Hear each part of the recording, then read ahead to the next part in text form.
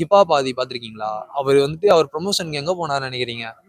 யூடியூப்ல விஜய் சித்து பிளாக்ஸ் தான் வந்து ப்ரொமோஷன் கொடுத்தாரு. அந்த நைட் வித் சம்திங் அது. யூடியூப்ல தான் ப்ரொமோஷன் தராங்க. ஏன்னா நீங்களா தான் வளர்த்து முடியும். நீங்களா தான் வந்து உங்களை தான் ரீச் பண்ண முடியும். உங்களை வச்சு தான் மக்களை ரீச் பண்ண முடியும்னு அவங்களுக்கு ஒரு எண்ணம். அந்த மாதிரி தான் நீங்க ரிவ்யூஸ் நீங்க கலெக்ட் பண்றதுனால தான் வந்துட்டு அதை பாக்குறாங்க. அதை பாக்குறதுனால தான் படம் நல்லா இருக்கும் போல. ஓகே இந்த படம் இப்படி ஒரு படம் ரிலீஸ் ஆயிருக்கானுங்கிறதே உங்க யூடியூப் சேனலை பார்த்து கண்டுபிடிக்கிறவங்க சில பேர் இருப்பாங்க. இப்போ புஷ்பா 2 வந்து December 5ங்கிறது நம்மளுக்கு தெரியுது. இதே நீங்க அல்லு அர்ஜுனோட ஃபர்ஸ்ட் மூவி ஆஃப் தமிழ் அப்படின்னு நினைச்சீங்கன்னா அளவைகோட்டபுரம் அந்த படத்தோட ரிவ்யூ பார்த்து தான் அந்த படத்தை போய் தியேட்டர்லயே பார்த்தாங்க. உங்களுக்கு தெரியுமா? ஏன்னா அந்த படத்தோட டேட் என்னைக்குன்னு ரிலீஸ்னு தெரியாது. அந்த படம் எப்போ ரிலீஸ்னு யாருக்குமே தெரியாத பட்சத்துல இந்த மாதிரி ரிவ்யூ யூடியூப்ல பார்த்து யூடியூப்ல இந்த மாதிரி இங்க ரிலீஸ் ஆயிருக்குன்னு தெரிஞ்ச பிறகுதான் போய் பாக்குறாங்க. அதனால வந்துட்டு நீங்க ரிவ்யூ போடுறதுலாம் தப்பே இல்லை ப்ரோ. ஆஹா, அவங்க வெறும் கேமரா தானே பிடிக்கிறாங்க. அவங்க என்ன தப்பு பண்ணாங்க? தப்பு பண்ணது கேமராமேனும் யூடியூபர்ஸும் கிடையாது. ரிவ்யூ கொடுக்குறாங்களே அவங்க வந்து சொல்றாங்கன்னா அது அவங்களோட கருத்து. அதை நம்ம என்ன சொல்ல முடியும்? கேமராமேனும் யூடியூபர்ஸும் என்ன பண்றாங்க? அவங்க ஜஸ்ட் அவங்களோட எல்லாரோட கண்டென்ட்டையும் எடுத்து அவங்க வந்துட்டு போஸ்ட் பண்ணி அவங்க ரீச் பண்றதுக்காக பண்றாங்க. அது ஒன்றும் அவங்க தப்பு கிடையாது. அவங்க எல்லாத்தையும் வந்து ஷோ ஆஃப் பண்ணணுங்கிறதுக்காக தான் பண்றாங்க. ஆனா வந்துட்டு இந்த ஆடியன்ஸ் அவங்களோட ரிப்போர்ட்டை வந்துட்டு யூடியூப் சேனல் மேல திணிக்கிறது ரொம்ப தப்பான விஷயம். அந்த மாதிரி எதுவும் இல்ல இல்ல ப்ரோ, கரெக்ட் தான். நீங்க போடணும். ஒரு கலைஞரை வந்துட்டு நீங்க உயர்த்துறதும் தாழ்த்துறதும் எப்படின்னா ஒரு கேமரா மூலியமா தான் நடக்கும் அது. அதனால நீங்க இதை வந்துட்டு நீங்க போட்டுதான் ஆகணும். நீங்க ரிவ்யூ எடுக்கிறதுல வந்து தப்பே கிடையாது. ரிவ்யூ சொல்றவங்க எப்படி வேணா சொல்லலாம். அது அவங்களோட கருத்து. நீங்க அதை போஸ்ட் தானே பண்றீங்க. அதுல உங்க தப்பு என்ன இருக்கு? நிறைய பேர் என்ன சொல்றாங்கன்னாக்கா 300 ரூபா பத்தினாக்கா படம் டிக்கெட் வரும் 300 ரூபாய் கொடுத்து நான் போறேன். அந்த படம் பிடிச்சிருந்தாலும் நான் வாழ்த்து பேசுறேன். பிடிக்காத பட்சத்துல என்னோட ஆகதத்துல நான் ஏதோ பேசுறேன். சரிங்களா? அது என்னுடைய மிஸ்டேக் கிடையாது. படம் ஒழுங்கா எடுக்க வேண்டியதானு கேக்குறாங்க. அதை பத்தி உங்க கருத்து என்ன? எல்லாரும் கஷ்டப்பட்டுதான் ப்ரோ. நாங்க வந்து ஒழுங்கா சொல்ல போறோம். படம் நல்லா இல்ல, அதனால நாங்க வந்து நல்லா இல்லன்னு சொல்றோம். அப்ப படம் நல்லா இல்லன்றத நாங்க நல்லா இருக்குதுன்னு சொல்ல முடியுமான்னு கேக்குறாங்க. அது அப்படி நீங்க சொல்லுங்க ப்ரோ. படம் வந்துட்டு எப்படி சொல்றது ப்ரோ? நீங்க எந்த படமா இருக்கட்டும் ப்ரோ, எல்லாருமே கஷ்டப்பட்டு தான் பண்றாங்க. எல்லா டைரக்டர்ஸுமே கஷ்டப்பட்டு தான் பண்றாங்க.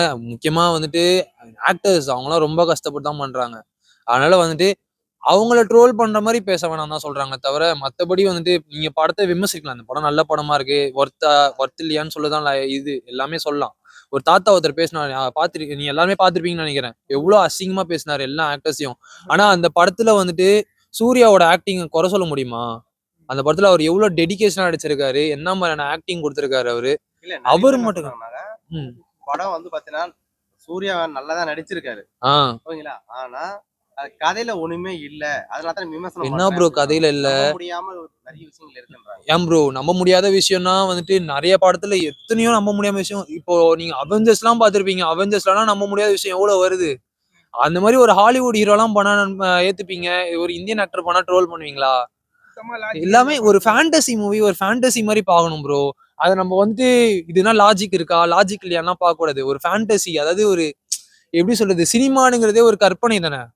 ஒரு கற்பனை உலகத்துல நம்ம வந்து டிராவல் பண்ண வைக்கிற ஒரு கருவி தான் வந்துட்டு அந்த சினிமா.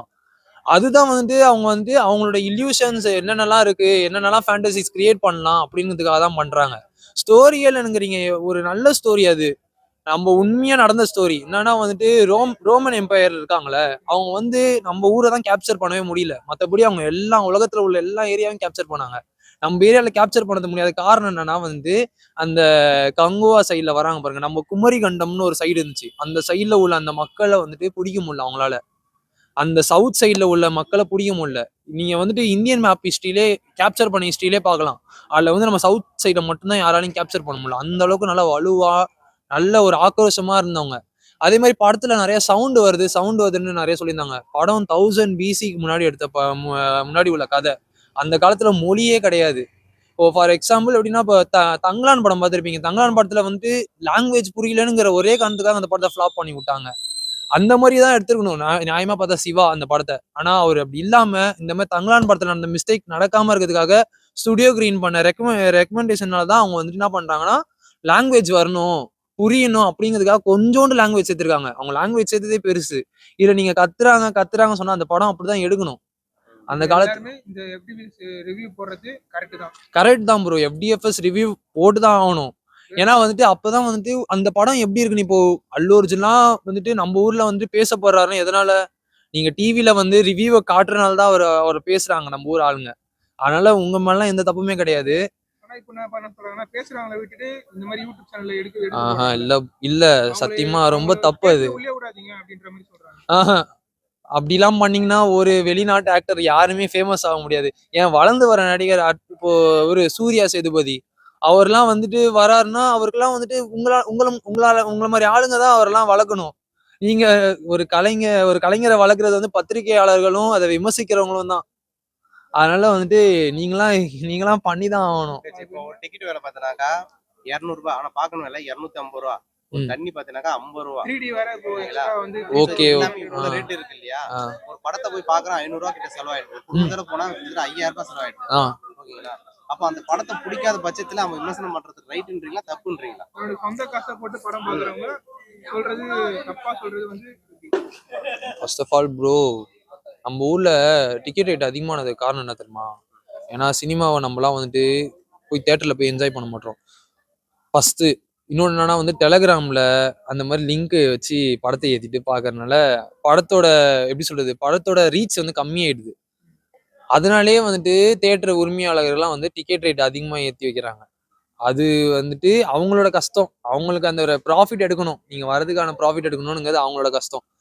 இன்னொன்னா வந்துட்டு சரி பாத்துட்டீங்க படத்தை வந்து படம் வந்து மொக்கையா இருக்கு இல்ல நல்லா இல்ல ஓகே.